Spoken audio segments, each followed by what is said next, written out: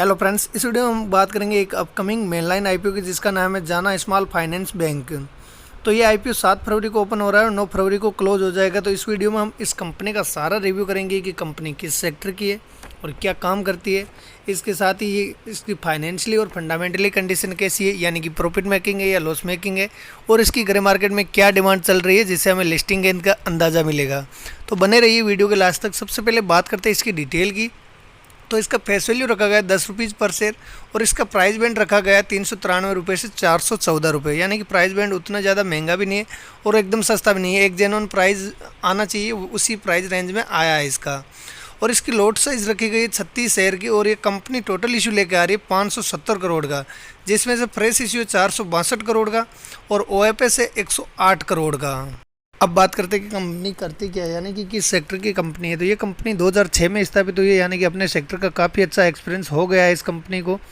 और जाना small finance bank limited एक नॉन बैंकिंग फाइनेंस कंपनी है जो MSME लोन, यानी कि माइक्रो स्मॉल मीडियम एंटरप्राइजेज, यानी कि ये वो होती है जो छोटी छोटी कंपनी होती है, उनको अपने बिजनेस को एक्सपेंड करना है या कैश फ्लो को बढ़ाना है तो ये लोन लेती है।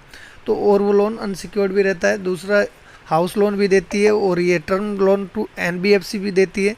और लोन अगेंस्ट FD, जो आपने FD करा रखी उसके अगेंस्ट भी लोन दे देती है। 2 व्हीलर का भी लोन देती है और साथ में गोल्ड लोन भी देती है।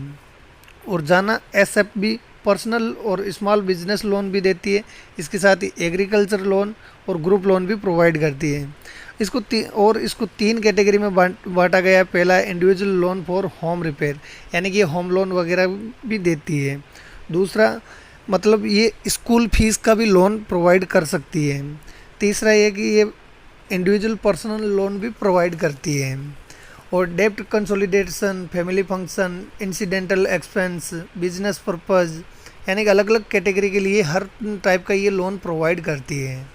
और कंपनी कॉरपोरेट क्लाइंट और रिटेल क्लाइंट दोनों के लिए मोबाइल और इंटरनेट बैंकिंग की सेवा उपलब्ध कराती है, जिससे लोन लेने में आसानी रहती है। और अभी तक ये 22 राज्यों और 2 केंद्र शासित प्रदेशों में 752 बैंकिंग आउटलेट है, यानी कि 752 इसकी जो शाखाएं हैं वहाँ से लोन प्रोवाइड करती है। और साथ में ऑनलाइन बैंकिंग के थ्रू भी ये लोन प्रोवाइड करती है। ओवरऑल देखें तो कंपनी का सेक्टर काफ़ी बढ़िया है, क्योंकि हर आजकल बिजनेस की बढ़ोतरी हो रही है। हर काम के लिए पैसा चाहिए और पैसा इतना एक तक किसी के पास होता नहीं, तो लोन के लिए जाना होता है और लोन के लिए लेकिन इसके सेक्टर में कंपटीशन काफ़ी ज़्यादा है, क्योंकि बहुत सारे ऐसे फाइनेंस बैंक की सुविधा दे रहे हैं, तो कंपटीशन ज़्यादा है। बाकी सेक्टर काफ़ी बढ़िया डिमांडिंग सेक्टर रहने वाला है। अब बात करते हैं इसकी फाइनेंशियल कंडीशन की। तो सबसे पहले बात करें एसेट की, तो 2022 में एसेट था 20,188 करोड़ का, जो 2023 में बढ़कर हुआ 25,643 करोड़ का। और फर्स्ट 2 क्वार्टर में इसका हुआ 28,105 करोड़ का। बात करें रेवेन्यू की, तो रेवेन्यू 3,062 करोड़ का 2022 में जनरेट किया और 2023 में 3,699 करोड़ का रेवेन्यू जनरेट किया। और फर्स्ट 2 क्वार्टर में इसने 2,215 करोड़ का रेवेन्यू जनरेट कर चुकी है। बात करें प्रॉफिट आफ्टर टैक्स की, तो 2022 में 17 करोड़ का प्रॉफिट था, जो 2023 में बढ़कर 255 करोड़ का हुआ।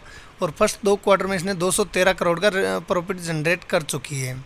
बात करें नेटवर्थ की, तो 2022 में 1184 करोड़ थी, जो 2023 में बढ़कर हुई 1777 करोड़। और रिजर्व की बात करें तो इनके पास 2022 में 999 करोड़ थे, जो 2023 में बढ़कर 1472 करोड़ हुए।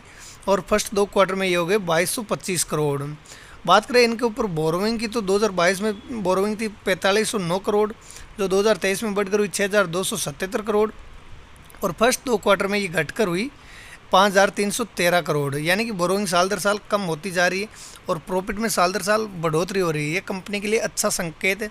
और कंपनी की फाइनेंशियल कंडीशन देखें तो, क्योंकि इस टाइप की कंपनी के ऊपर लोन तो रहता ही है, क्योंकि ये एक दूसरे से लोन लेके ही लोन प्रोवाइड करती है, तो सेक्टर काफ़ी बढ़िया है और फाइनेंशियल कंडीशन भी काफ़ी अच्छी है इसकी। बात करें इसके की इंडिकेटर की, तो इसकी अर्निंग पर शेयर वैल्यू आ रही है IPO लाने के बाद में 40 की, जो कि काफ़ी बढ़िया है। और पी आएगा IPO आने के बाद में 10 का, जो कि काफ़ी बढ़िया है। पी रेशियो जितना कम होता है उतना ही कंपनी के लिए बढ़िया होता है, तो इसका 10 का है तो काफ़ी बढ़िया है। और इसकी ROE 16% की, जो कि इस टाइप की कंपनियों की लगभग 15% के आसपास में ही रहती है, तो ROE भी बढ़िया है। डेप्ट इसका थोड़ा ज़्यादा है, 3.49 की आ रही है डेप्ट की वैल्यू। फ्यूचर में इसको अच्छी ग्रोथ के लिए कम करना होगा, लेकिन इनके ऊपर लोन तो रहेगा, लेकिन थोड़ा कम हो जाए तो और बेटर रहेगा इस कंपनी के लिए। और रिटर्न ऑन नेटवर्थ की बात करें तो वो है 15% की, वो भी काफ़ी बढ़िया है। ओवरऑल देखें तो कंपनी फाइनेंशियली और फंडामेंटली काफ़ी अच्छी कंपनी, थोड़ी बहुत बोरोइंग ज़्यादा है, फ्यूचर में ये भी IPO आने के बाद में थोड़ी और कम हो जाएगी। अब बात करते हैं इसकी ग्रे मार्केट में क्या डिमांड चल रही है, जिससे हमें लिस्टिंग गेंद का अंदाज़ा मिलेगा। तो आज की डेट में इसका ग्रे मार्केट में प्रीमियम चल रहा है 108 रुपीज़ पर शेयर, और इसमें 36 शेयर की लॉट है, तो एक लॉट पे फ़ायदा बता रहा है 3888 रुपये। और परसेंटेज वाइज देखें तो लगभग 26% का रिटर्न मिलने वाला है, जो कि एक मेन लाइन IPO के लिए काफ़ी अच्छा रिटर्न माना जाता है।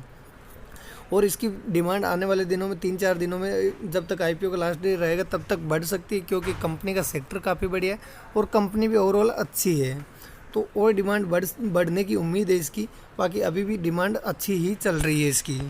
बात करें इसके पीर कंपैरिजन की, तो इसके पीर कंपैरिजन है AU स्मॉल बैंक, बंधन बैंक, उज्जीवन बैंक। तो इनसे इसका कंपैरिजन किया जाए तो इसका जो प्राइस बैंड आया वो जेन्युइन ही लग रहा है, उतना महंगा भी नहीं है और सस्ता भी नहीं है, जो जेन्युइन होना चाहिए उसी के आसपास ही, और थोड़ा कम रहता तो हमेशा बेटर रहता है जिसका कम आता है। जैसे अब बात करें IPO के रिजर्वेशन की, तो QIB के लिए 50% और रिटेल कैटेगरी के लिए 35% और NII HNI के लिए 15% रिजर्व रखा गया है। बात करें इसकी लॉट साइज की, तो रिटेल कैटेगरी के लिए मिनिमम एक लॉट के लिए अप्लाई करना होगा, जिसके लिए 36 शेयर के लिए अप्लाई करना होगा, और इसके लिए 14,904 रुपये हमें इन्वेस्ट करना पड़ेगा। और रिटेल कैटेगरी में मैक्सिमम 13 लॉट अप्लाई कर सकते हैं, और HNI कैटेगरी में अलग अलग लॉट साइज रखा गया है। बात करें अलॉटमेंट की, तो इसका अलॉटमेंट आएगा 12 फरवरी को, रिफंड होगा 13 फरवरी को, और इस IPO की लिस्टिंग होगी 14 फरवरी को।